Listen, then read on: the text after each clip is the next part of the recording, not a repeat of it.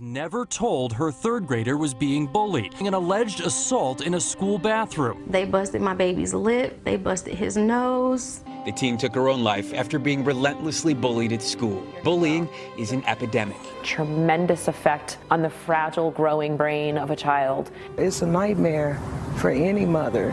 This is a problem, it is real, it is an issue, and we have a responsibility as a community to stop it. Kids being bullied, sometimes to death. It seems the passage of time has only made bullying worse. 160,000 kids a day miss school because they're too afraid to go.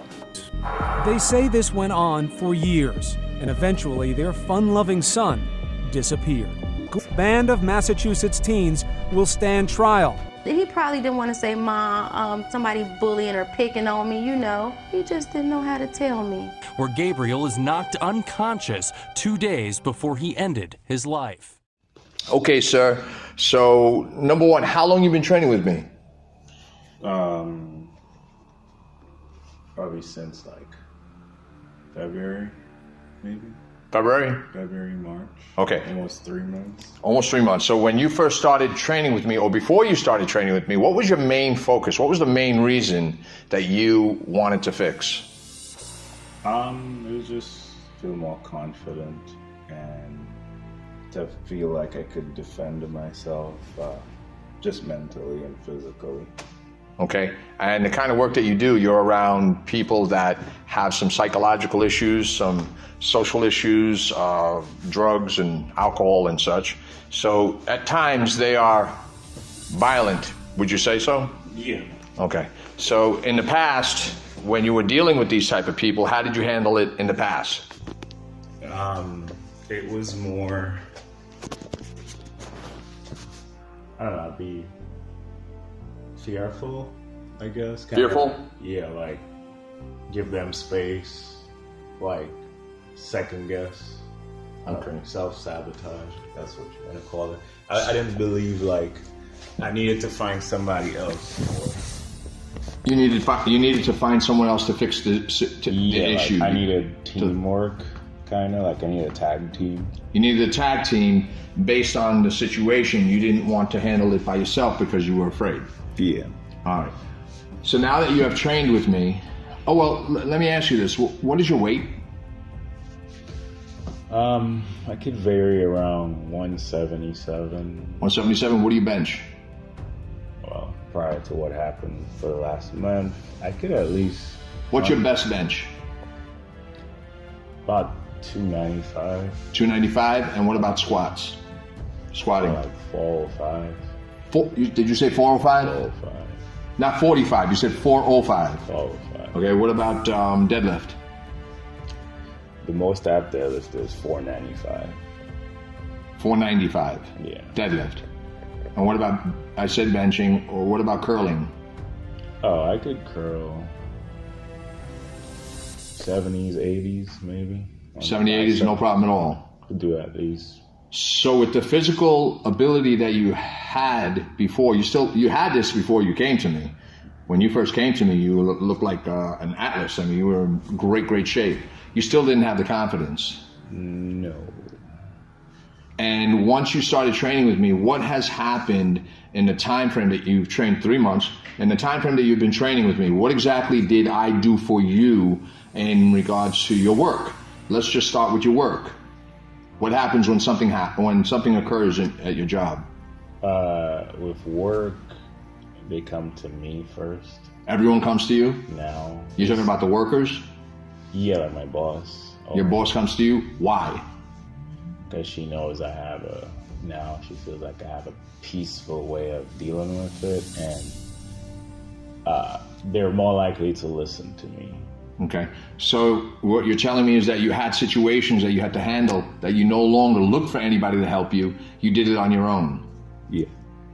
So anyone that was being unruly to the ladies, to the women, they were being disrespectful and loud, you were able to diffuse the situation because you don't have that fear anymore. Yeah. Correct? No fear.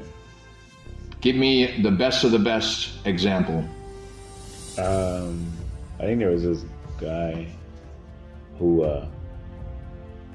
was threatening the females, but... Wait, he was threatening them? Yeah, that one VA guy that was saying, like, this is a women-run facility. He's not, like, listen to any woman. Uh-huh. And then he came to my office, and all that ego and stuff was pushed to the side. He knew he couldn't. Like, he just felt like, he even told me, he's like, yeah, man, like, you creep the hell out of me. He said that to you, yeah. But yet he was putting the fear of God in everyone in the flesh. Yeah. He was like, you're the only person I can listen to. So now, not only your confidence is sky high, but you have a certain aura about you that it shows on the outside, and people, they don't mess with you. Yeah. They don't mess with you. They don't talk disrespectful to you, and all the other women that are dealing with these people, they're being disrespected. But once they go to you, that ends. Yeah. Immediately. They try to intimidate you by looking at you. They try to intimidate you by, yelling and whatever or being loud, and you eliminate that. Yeah. In a calm intelligent way. Yeah. So you show them that you're not afraid. Yeah. And you stand up to them. Mm-hmm. Nothing physical. But if in fact that it had to get physical, do you feel that you're prepared? Yeah, for sure. Now you're more prepared than before. I am. It's like, it's more of a, like, I don't hesitate. There's no hesitation in you at all. Yeah, I'll just go there. And even the other situations where you were weightlifting with a friend of yours that constantly antagonized you, and he's a big guy, he's bigger than you, constantly antagonized you throughout the years, he tried to do things to you that he was unable to do now. He tried to bully you or intimidate you or throw hands towards you, and now he can't. He can't do any of that. He can. Okay. Well, he's very actually respectful now. Now he's respectful. So any issues that you've had in the past are all gone. That's fine. And your wife considers you as what? What are the nice nicknames that she uses? Iron Man. Iron Man. The Hulk, the Beast. The Hulk and the Beast. This is your wife? Yeah. Uh-huh. And what about the ladies at the job? Captain America. Buff guy. Who? Buff guy. Buff guy. Some say. That's funny.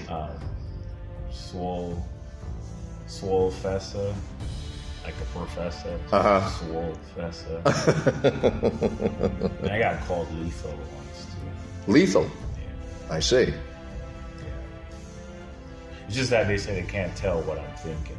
It's hard to read. Mm-hmm. And are you enjoying this new you? I am, and I know there's more to me as I get better. Like even during this COVID thing, like as much as I was down, I still like was okay about it.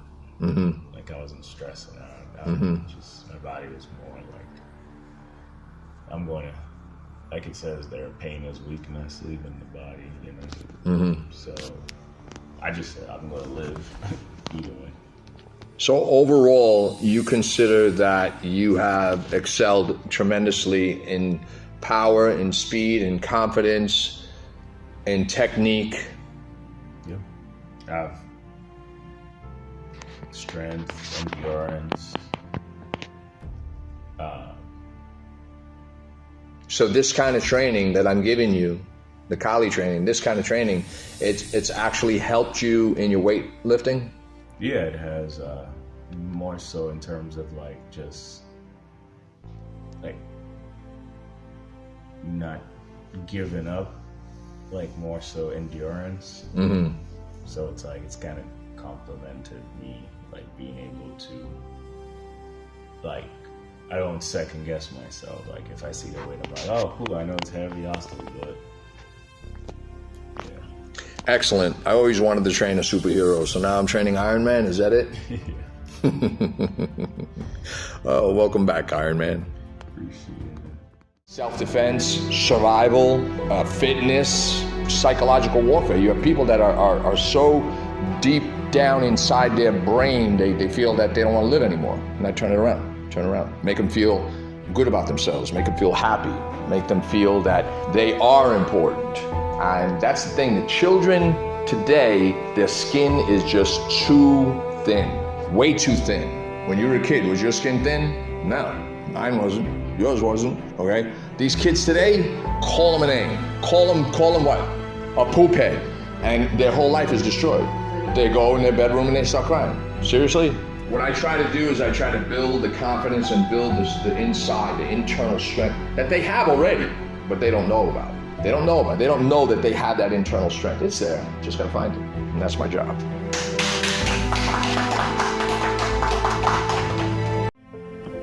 We will never recover from this. Never. When somebody tells you that they are going to kill themselves or they're going to do harm, do something.